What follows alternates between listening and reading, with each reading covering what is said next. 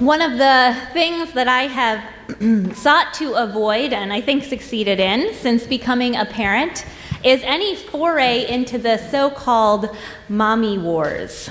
Have you heard of this phenomenon? Yes. It began as a term for arguments between working moms and stay-at-home moms, but has expanded now to describe any conversation about a controversial parenting topic, of which it turns out there are many.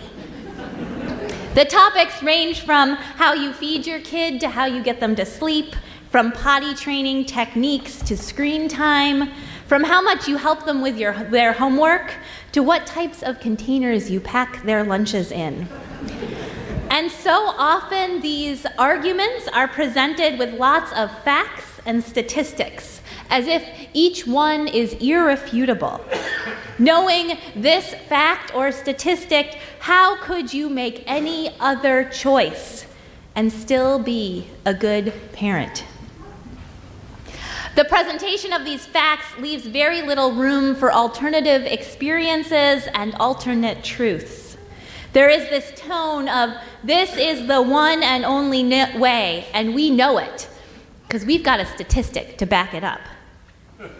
And yet we know that the reality of raising a child, of living life in general, really, is so much more nuanced than this. And this is the difference between knowledge and wisdom. While knowledge may say that you have to do A and then B and then C, wisdom invites you to slow down, to trust your instincts, and to recognize that there may be more than one right way. While facts often offer only one answer, wisdom leaves room for multiple truths. Psychologist Barry Schwartz has a great TED Talk where he talks about this difference between knowledge and wisdom as it relates to rules and bureaucracy. According to Schwartz, a wise person knows when and how to make an exception to every rule. He starts his TED Talk by giving the example of janitors in a hospital who know when to deviate from their prescribed list of duties. While their job description might seem very straightforward and could be followed like a checklist, these janitors realized that there were also people involved in their job. They were not just cleaning an empty building. They were interacting with doctors and nurses, patients and families, some of whom were in the midst of stress, pain, and fear. And so these janitors recognized that they had to pay attention not just to their tasks, but to the people around them as well. And so one of them stopped mopping the floor when they realized that a patient was walking the halls trying to build up strength. Another janitor didn't vacuum the visitors' lounge when scheduled because family members who had been at the hospital all day and night were taking a nap at that time. Though their job description said to mop at this time and vacuum at that time, these janitors realized that their actions had an impact on the hospital's atmosphere beyond just how clean it was. They had the wisdom to know that real life doesn't follow a schedule, and that doing their job well meant so much more than just checking things off of a list. There is, it turns out, very little in life that we can truly succeed at simply by checking things off a list. The actual tasks of living in this world can't be encompassed by a job description or a simple set of directions to follow. The thing about our world is that we are constantly dealing with people, ourselves and others, and people are complicated and unpredictable. There are times when this can be frustrating. As someone who works in a job which is all about people and relationships, there are certainly days when I wish that there was a checklist for how to handle every situation I ran into. That would make this job a lot easier. In church life, I often see this desire for a set of clear instructions manifest when there is conflict. Our evolving covenant of right relationship has this ambiguous line at the end. And when I fall out of covenant, I will ask for help and be open to loving guidance to restore my relationship with you. A couple of years ago, we did a series of conversations about different parts of our covenant, and that final line was the one that people struggled with the most. What does it mean to ask for help and be open to loving guidance? What does it look like to restore a relationship? And can relationship always be restored? One of the desires expressed in that conversation was for something a little clearer, maybe a pamphlet or a policy that could be pulled out whenever conflict arose. Now, we've never managed to create something like this because every time we thought about it, we came to the conclusion that there was no straightforward, step-by-step solution that would fix every conflict. In fact, trying to create something like that might actually limit people's imagination and ability to do the messy relational work that is conflict resolution.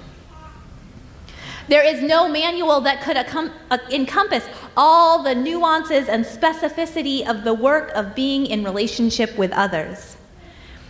And having such a manual might actually get in our way as we focus on simply checking the boxes rather than the real person or people in front of us. This is Schwartz's main argument against an over-reliance on rules. He acknowledges that we often turn to rules to fix problems, and some rules work in the short term. But Schwartz warns of the long-term effects. He says that moral skill is chipped away by an over-reliance on rules that deprives us of the opportunity to improvise and learn from our improvisations. If we simply rely on rules to set out our reactions to any given situation, we forget to pay attention to the nuances of the situation in front of us, and we lose the opportunity to make mistakes and to learn from those mistakes. Rules assume that our problems are straightforward and that we can anticipate every situation in which we might find ourselves. But, as Schwartz says, real-world problems are often ambiguous and ill-defined, and the context is always changing. A wise person, he says, is like a jazz musician, using the notes on the page but dancing around them, inventing combinations that are appropriate for the situation and for the people at hand. This does not mean that there is no room for rules in our world. Schwartz points out that even a jazz musician needs some notes on the page. It just means that we need to be careful about relying too much on rules to solve all of our problems. Going back to the example of conflict resolution, while it's true that there is no clear set of steps to follow each time, there are certainly principles that can offer some guidance. Things like prioritizing direct communication, talking to the person you have a problem with rather than whispering in the parking lot, or using I statements when you are in conversation with someone that you are in conflict with. These are not rules, they're not step-by-step guidelines, but they do offer some parameters around which one can improvise according to the actual situation. They give us some knowledge to hold on to, while at the same time acknowledging that there is not one single perfect answer, that there are many ways the situation could play out, that there are multiple valid paths. This way of thinking about wisdom has a lot of resonances with Unitarian Universalism. As a faith tradition, we hold to certain core principles while acknowledging that there is no single correct path, that each of us must have the freedom to find our own way. Sometimes people make the mistake of thinking this makes Unitarian Universalism an easy faith to be a part of. You don't have to adhere to a bunch of specific rules or a particular creed, after all. And yet, like with conflict resolution, there are definitely times when it would be easier if we just had it all laid out. Like life itself, our faith does not come with an instruction manual. While Unitarian Universalism offers, what Unitarian Universalism offers is a few core principles and a supportive community in which to improvise, to make mistakes, and to grow together as we figure out how to live more fully into the beloved community. Knowledge and wisdom, rules and improvisation, we don't need one or the other. We need both. As we saw in our Wonderbox story, it was not until knowledge and wisdom came together that they found a workable solution. In parenting, knowing something about child development and the various stages can help you feel grounded enough to try different things and see what works for you.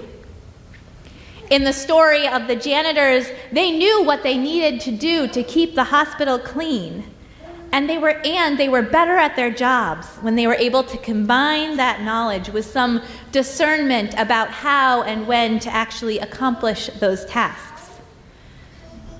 And in the example of conflict resolution, it helps to know some basic principles in order to be able to improvise in the moment.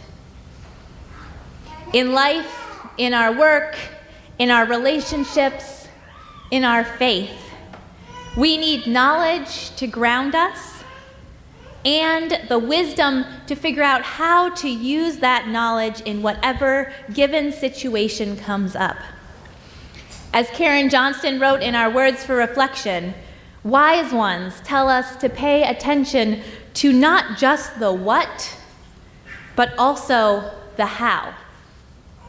In this way, wisdom makes me think of the abbreviation YMMV.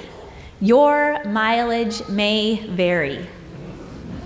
The phrase comes from the fine print in car ads, which advertise the specific mileage each car gets, but then acknowledged that there was no guarantee that you would get exactly that many miles to the gallon.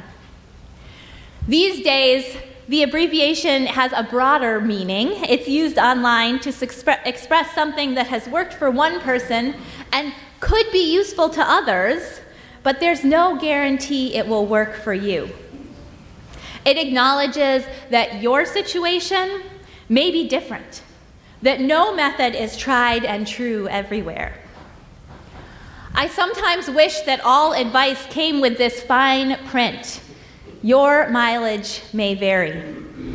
There is a humility in this phrase, an acknowledgement that none of us has all the answers. There is wisdom in the acknowledgement that our world is far too complicated to guarantee outcomes, no matter how much knowledge we might have.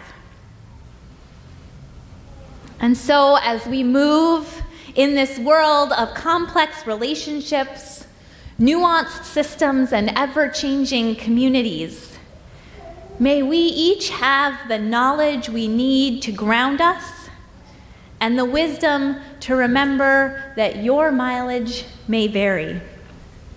As Unitarian Universalists, may we find guidance in our principles while ever seeking our own unique path in this world.